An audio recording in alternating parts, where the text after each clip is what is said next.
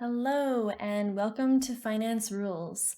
I am Leah and today I'm going to be talking to you about my top picks within the EV market. Now I hope that you already watched my previous video where I talk about Biden's $2 trillion investment, where he says that he's going to invest $174 billion into the EV sector. And you're doing your due diligence and you want to see what options are out there within the EV market. If you're new to the channel, please subscribe, like, and comment below, and let's get started.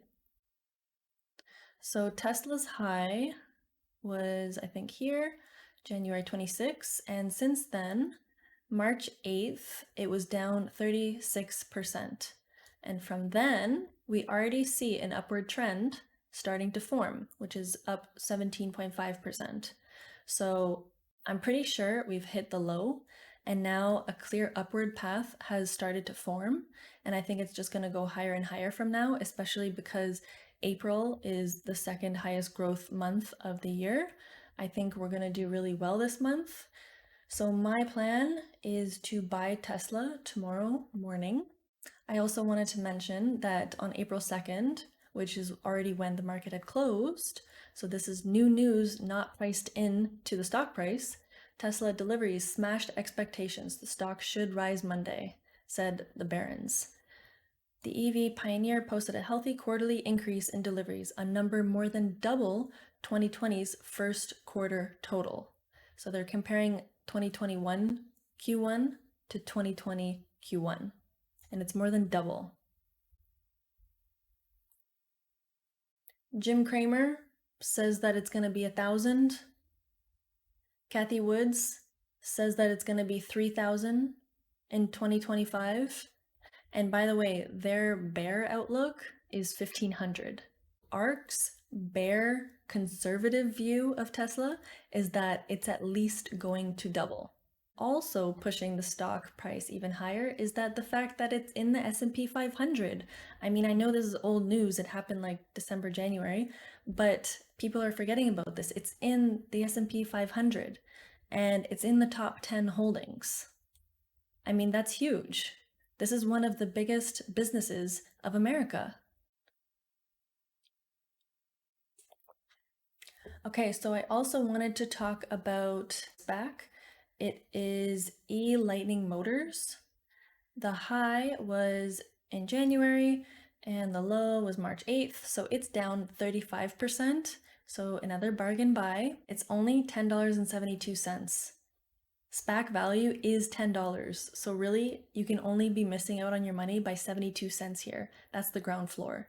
So, I mean, it has a lot of upward potential, not a lot of downward potential. So you do the math. They are making revenue.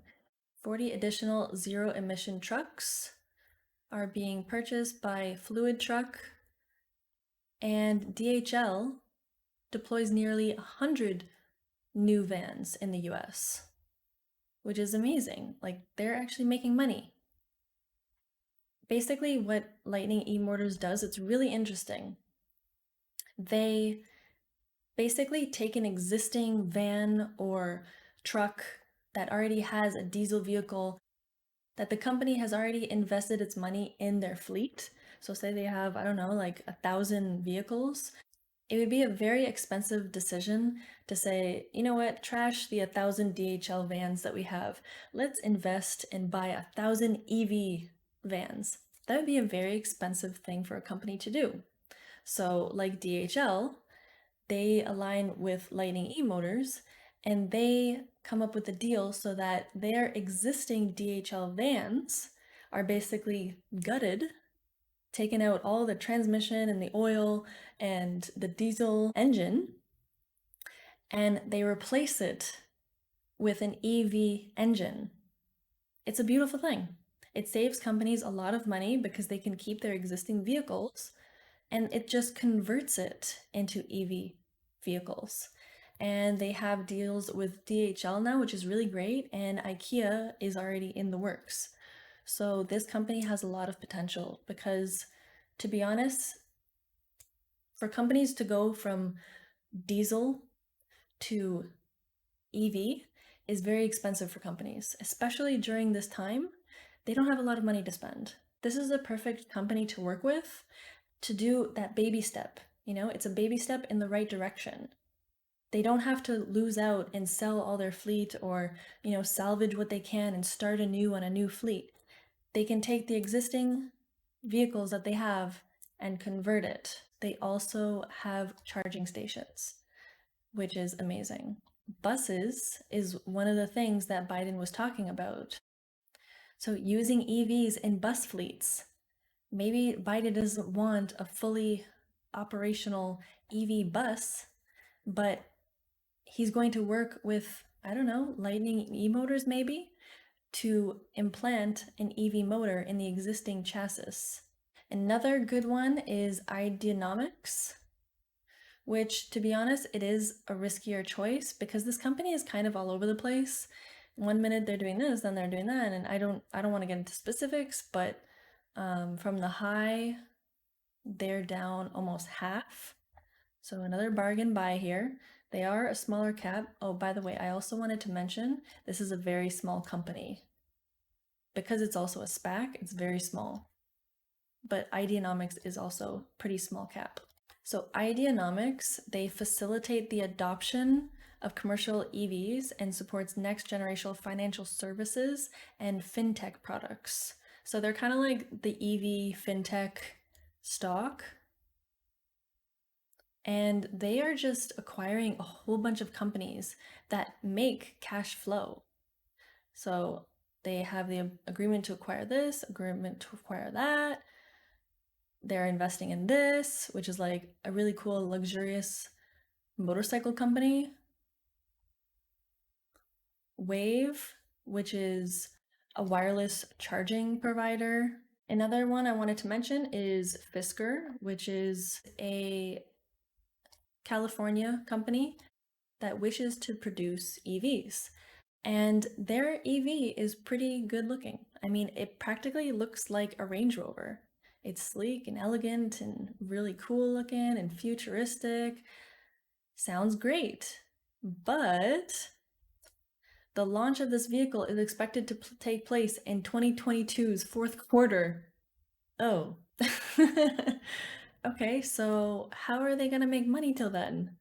I looked into some of the financials, and they have almost $1 billion in cash with zero debt. That sounds pretty cool. But I mean, they make no revenue. Why is this almost a $5 billion company?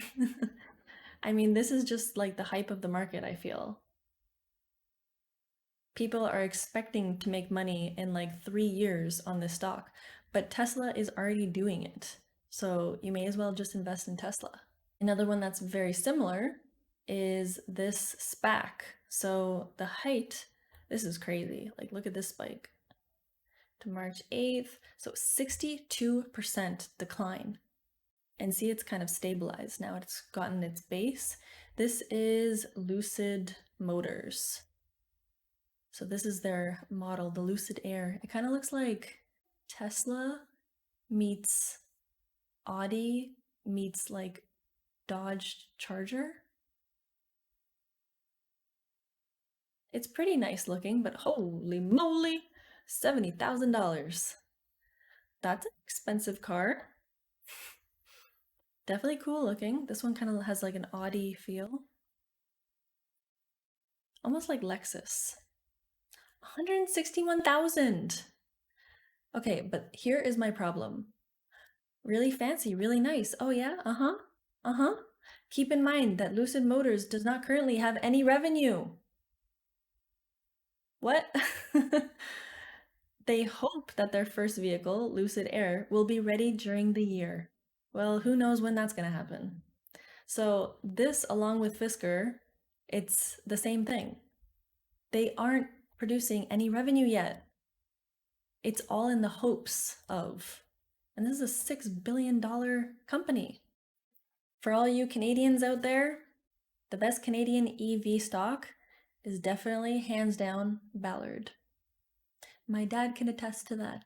From the high, to March 8th low, we're looking at almost a 50% decline. And since then, it's gone up 14%. So it's on an upward trend. 6.8 billion market cap.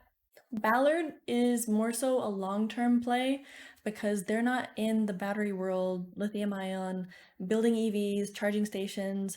They are in the fuel cell business, the hydrogen, okay? They are 2 steps. It's kind of like the baby steps. It's like Lightning e-motors. They refurbish a car to make it EV. And then there's EVs like Tesla, which are battery operated.